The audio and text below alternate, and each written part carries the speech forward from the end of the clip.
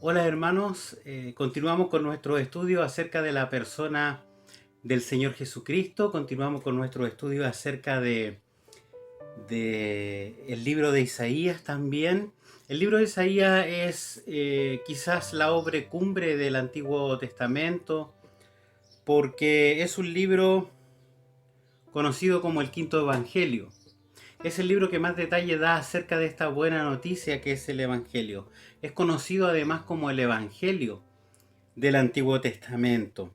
Es el profeta conocido como el profeta mesiánico porque es el profeta que más habla acerca del Mesías. Como persona, este profeta es alguien reconocido por sus habilidades literarias, por su capacidad literaria y su prosa es muy reconocida por su elocuencia. eh, Como escritor antiguo es muy exaltado, puesto al nivel de otros escritores de otro tipo de escritura. Es muy erudito. Isaías era un intelectual de su época, pero nosotros sabemos que él fue inspirado por el Espíritu Santo. El Espíritu Santo tomó estas habilidades de Isaías y las usó para escribir, para dejar para nosotros estas palabras, estas señales, estas profecías, para que nosotros podamos reconocer al Mesías. Isaías se divide en dos, en una primera parte incluye 39 capítulos donde habla sobre juicio a Israel, sobre juicio a las demás naciones y la temática de estos 39 capítulos es juicio. La temática de estos 39 capítulos es netamente lo que Dios va a hacer con respecto a Israel y lo que Dios va a hacer con respecto a las naciones, pero enfocado en el juicio. Y desde el capítulo 40 hasta el capítulo 66 eh, comienza a hablar de otra cosa, comienza a hablar de la restauración de Israel, de la restauración que va a bendecir también a las naciones a través de un personaje. Y ese personaje es el Mesías, o también, como se le llama en Isaías, el siervo de Jehová. El siervo de Jehová. Por eso se conoce a Isaías también como una Biblia pequeña, donde la primera parte, estos 39 capítulos, hacen una referencia, una ilustración al Antiguo Testamento, con 39 libros el Antiguo Testamento, ¿cierto?, en nuestras Biblias, y el nuevo mensaje desde el capítulo 40 en adelante, que son 27 libros, como los 27 libros también del Antiguo Testamento, y su temática es acerca del Señor Jesucristo. Si usted revisa el capítulo 40 de Isaías, se va a dar cuenta que el personaje introduciendo al siervo, el personaje que aparece es Juan el Bautista. Si nosotros miramos los evangelios, el personaje que aparece como el que va a preparar el camino para el Señor es Juan el Bautista. Entonces todo está muy relacionado en este libro de Isaías. Nosotros lo que vamos a revisar en este estudio va a ser este canto de Isaías 53. Es un canto precioso, es la obra cumbre del pensamiento hebreo acerca del Mesías, es el centro del Evangelio, tiene todos los elementos del Evangelio, es muy claro el motivo por qué Dios exalta a este siervo, cuál es el motivo por qué Dios levanta a este rey. Y este es un libro muy incomprendido, sobre todo mal interpretado por los judíos, porque se está refiriendo claramente a una persona y se está refiriendo claramente al Mesías. Entonces este pasaje es uno de los 4 cantos que aparecen en esta sección de capítulos. El primer canto aparece en el verso 40, en el capítulo 42, verso del 1 al 9. El segundo canto aparece del capítulo 49, del verso del 1 al 13. Y el tercer canto aparece del capítulo 50, del verso 4 al verso 11. Y Isaías, este último canto, comienza en el capítulo 52, verso 13, y termina en el capítulo 53, verso 12. ¿Por qué algunos versículos quedaron afuera del capítulo 53? Bueno, cuando se intentó poner capítulos y versículos a la escritura, porque antes no se escribía con versos y capítulos, en la distribución quedaron afuera muchos pasajes, entonces quedaron parte de otros capítulos. Nosotros queremos estudiar la escritura de acuerdo a cómo se ha expuesto a nosotros. Es por eso que vamos a empezar nuestra reflexión desde el capítulo 52, del verso 13 en adelante, como un todo, incluyendo el capítulo 53. Ahora, este canto está escrito de forma circular, que era el estilo hebreo, en donde se ponen temas, comienza con un tema, se pasa a otro tema, se deja el tema central, se vuelve a repetir el tema que envuelve lo central y se termina con el mismo tema que empieza. Eso es una manera circular, donde todo va envolviendo a lo que sucede en el centro del pasaje, en el centro del párrafo. Todo va apuntando hacia el centro del párrafo, y eso es lo que vamos a ver en esta oportunidad. Como un modo de bosquejo, vamos a separar este canto en 5 partes. La primera parte está desde el capítulo 52, verso 13 al verso 15, y es la exaltación por medio de la humillación. La exaltación por medio de la humillación. Luego, desde el capítulo 53, del verso del 1 al 3, está el sufrimiento. Este sufrimiento por el desprecio y por el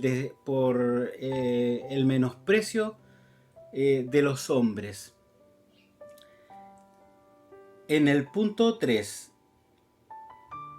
que tenemos desde los versos 4 al 6, nos da el motivo o la razón del escrito, o el motivo y la razón es la parte donde se nos habla de la redención del siervo, este intercambio que sucede allí y que es el centro, lo importante, lo medular de este pasaje. Luego, en el punto 4, nuevamente habla del sufrimiento, desde el verso 7 hasta el verso 9, habla del sufrimiento, poniendo este trágico fracaso que lleva a la muerte del siervo. Y en el punto 5, nuevamente es la exaltación, pero desde el verso 10 hasta el verso 12 habla este glorioso éxito que tiene debido a todo lo que ha mencionado anteriormente. Entonces hemos bosquejado este capítulo de esta manera. Comienza con la exaltación, sigue con el sufrimiento, pone el motivo del sufrimiento allí, de la exaltación, y luego sigue el sufrimiento y luego termina nuevamente con la exaltación. Este texto está escrito en pasado como algo que ya sucedió. Isaías escribió mucho antes, se calcula unos 800 años antes de Cristo, y resulta que él escribe en pasado como que si esto ya habría ocurrido. Entonces es algo que estaba en la mente de Dios, es algo que está en el centro de Dios. Esto es lo central del Evangelio. Los pasajes del Evangelio, lo que vino a hacer Cristo es precisamente esta profecía. es muy claro que esto se refiere al Mesías, se refiere al Señor Jesucristo. No hay otra persona que haya podido cumplir este pasaje. Bien, vamos a comenzar entonces con leer la primera parte, esta exaltación producto de la humillación. El verso 13 del capítulo 52 dice lo siguiente: He aquí que mi siervo será prosperado, será engrandecido y exaltado, y será puesto muy en alto. Como se asombraron de ti muchos, de tal manera fue desfigurado de los hombres su parecer, y su hermosura más que la de los hijos de los hombres. Así asombrará él a muchas naciones. Los reyes cerrarán ante él la boca, porque verán lo que nunca les fue contado, y entenderán lo que jamás habían oído. Bueno, aquí parte el pasaje, este canto, parte diciendo que el siervo, quien es el Mesías, quien es este rey que va a venir, que ya Isaías había dicho que este rey se iba a encarnar, iba a nacer de una virgen, iba a nacer de una doncella, y que iba a ser un niño, y que era el hijo que se nos estaba regalando. Este va a ser muy prosperado. Va a cumplir todo lo que tiene que hacer. Será engrandecido y exaltado, y será puesto muy, muy, muy en alto.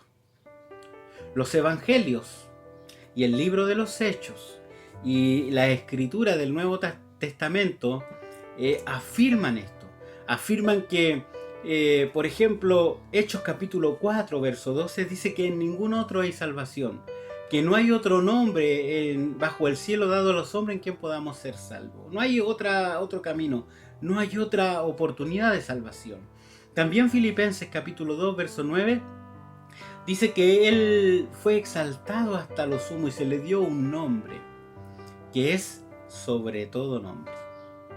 Y este nombre va a traer gloria al Padre, para que en el nombre del Señor Jesucristo se doble toda rodilla y toda lengua confiese que Jesucristo es el Señor, para gloria de Dios Padre. Es decir, este siervo va a ser muy prosperado, muy engrandecido, muy exaltado, y será puesto en alto.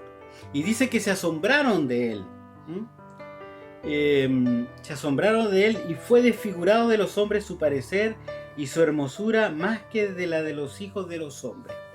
En la Biblia, en el libro del Éxodo, por ejemplo, el primer capítulo, el segundo capítulo, dice que Moisés era un niño hermoso.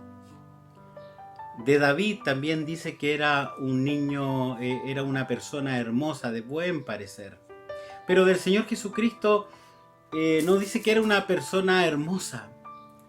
Estoy hablando carnalmente, estoy hablando de su persona, sino que su hermosura tenía que ver con lo espiritual. Su belleza tenía que ver con lo espiritual, no con lo humano, no con lo carnal. No era una belleza carnal, no era un deseo carnal que había sobre el Señor Jesucristo. Su hermosura estaba en otras cosas. Y esta hermosura que él tenía no era atractiva para los hombres, sino que era más bien, ellos lo desecharon por eso.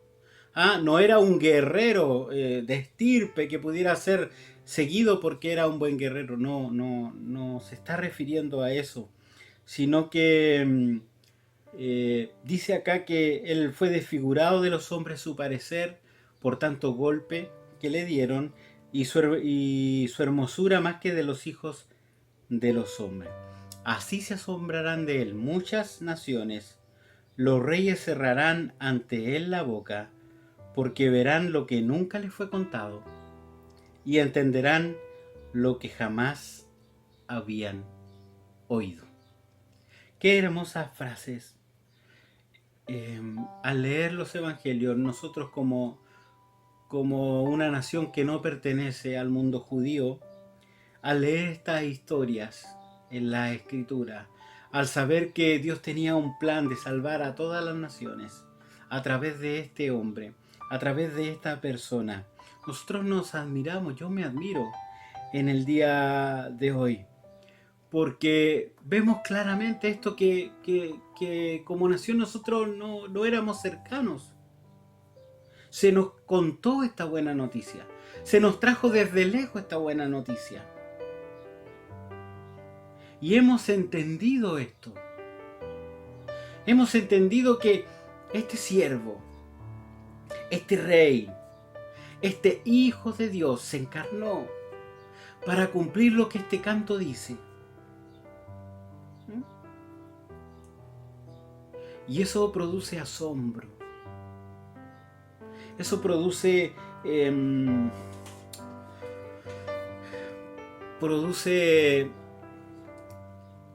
maravilla.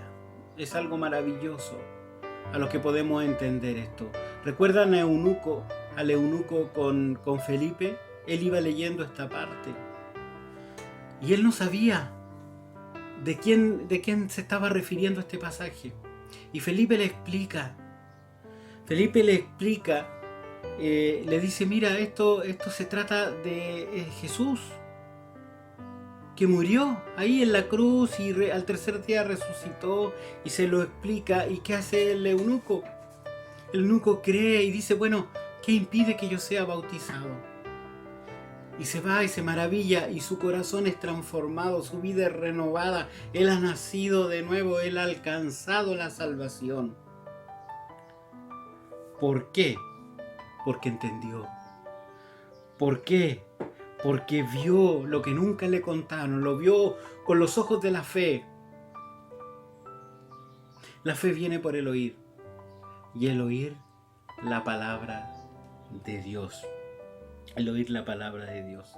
Y sigue en la segunda parte. En la primera parte, esto que hemos leído, dice que el siervo va a ser exaltado, pero va a ser exaltado por medio de la humillación. Por medio de la humillación. No va a ser exaltado por sus batallas en la guerra, no va a ser exaltado por la cantidad de milagros que hizo, no va a ser exaltado por la cantidad de predicaciones que hizo. Va a ser exaltado porque se humilló hasta la muerte, y muerte de cruz. Por tanto, dice Filipenses, Dios lo exaltó hasta lo sumo. Pero dice el versículo 1 del capítulo 53, que narra los sufrimientos, este desprecio que nosotros tenemos para con el siervo, ¿cierto? ¿Quién ha creído a nuestro anuncio? ¿Y sobre quién se ha manifestado el brazo de Jehová? ¿Quién ha creído a esto? Hasta el día de hoy, y en ese tiempo, y en el tiempo en que Cristo vivió, la actitud de los hombres, si bien es cierto hubo un año de popularidad, porque era popular, cierto, que alguien estuviera sanando a los enfermos, resucitando a los muertos, multiplicando los panes y haciendo una serie de milagros, echando fuera demonios, y eso era popular en la gente tenía una necesidad de un pastor, la gente tenía necesidad de Dios, la gente estaba necesitada del Señor, y este hombre, Dios había visitado a su pueblo por medio de este profeta. Dios mismo se había encarnado en Cristo, el Verbo se había hecho carne. Entonces esto en un momento fue una efervescencia, la gente lo recibió con gozo. Pero luego, al ver que sus problemas terrenales, que sus problemas carnales no eran solucionados, porque seguían esclavos de la nación romana, porque el Mesías pensaron que lo iba a libertar como un guerrero poderoso, pero él venía a dar la libertad en otro sentido, una libertad espiritual, una libertad de la condenación eterna del pecado, una libertad que no tiene nada que ver con lo carnal, con lo terrenal que nosotros vivimos. Entonces, ¿qué pasa? No era atractivo para nosotros. No lo deseamos, porque venía con un mensaje distinto. Lo despreciamos y lo desechamos entre los hombres. Y no solamente ese, sino que lo transformamos nosotros en un varón de dolores, experimentado en quebranto, es decir, él sufrió allí el castigo romano, los látigos, los palos, los escupes, las bofetadas de nuestro desprecio, de nuestro menosprecio. Y escondimos el rostro, no lo quisimos mirar. Ah, déjalo allá. No lo estimamos. Hoy día pasa lo mismo. Hoy día el Señor Jesucristo ha encargado a su iglesia, a usted y a mí, que podamos predicar este pasaje, esta buena noticia, este evangelio, que Dios ha enviado a su siervo, a su Hijo, que ha sido un regalo para la humanidad, que Él ha venido a morir en la cruz por nuestros pecados. Pero la gente lo desprecia el mensaje, desecha el mensaje, no lo estima, no le tiene valor. Más adelante, después, no lo necesito ahora. Y no lo estima como suficiente.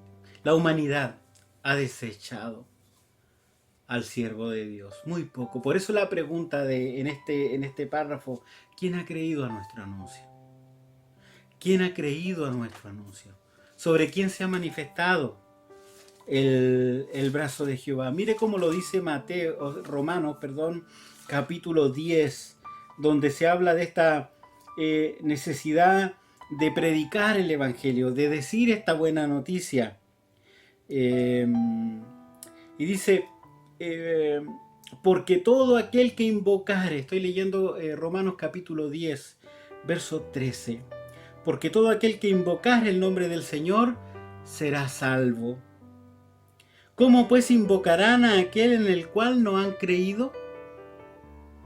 ¿Y cómo creerán en aquel en quien no han oído? ¿Y cómo irán sin saber quién les predique? ¿Y cómo predicarán si no fueren enviados? Como está escrito: cuán hermosos son los pies de los que anuncian la paz, de los que anuncian buenas nuevas. ¿Y qué dice después? Mas no todos obedecieron al evangelio, pues Isaías dice: Señor, ¿quién ha creído a nuestro anuncio? Se fija que hay un mandato a predicar, a anunciar. Y hay una bendición en eso. Pero hay gente que no obedeció. No todos obedecen al evangelio. Muchos lo tienen por desprecio. Muchos lo desechan. Muchos no le dan el valor que necesitan. Que el valor que el mensaje tiene para su vida, no lo estiman. Pero eso no debe hacer desfallecer a la iglesia, que es la portadora de este mensaje. Eso no nos debe hacer entristecer o desfallecer o dejar de predicar el evangelio, porque no nos reciben. Porque está escrito que no todos recibieron, que no todos han creído en este anuncio, pero más a todos los que le recibieron, a los que creen en su nombre, les dio potestad de ser hechos hijos de Dios. Hasta aquí vamos a dejar esta parte. Te quiero desafiar a que prediques el evangelio, anuncies el evangelio, aprende este pasaje de memoria. Este es el centro del evangelio. Dios te bendiga.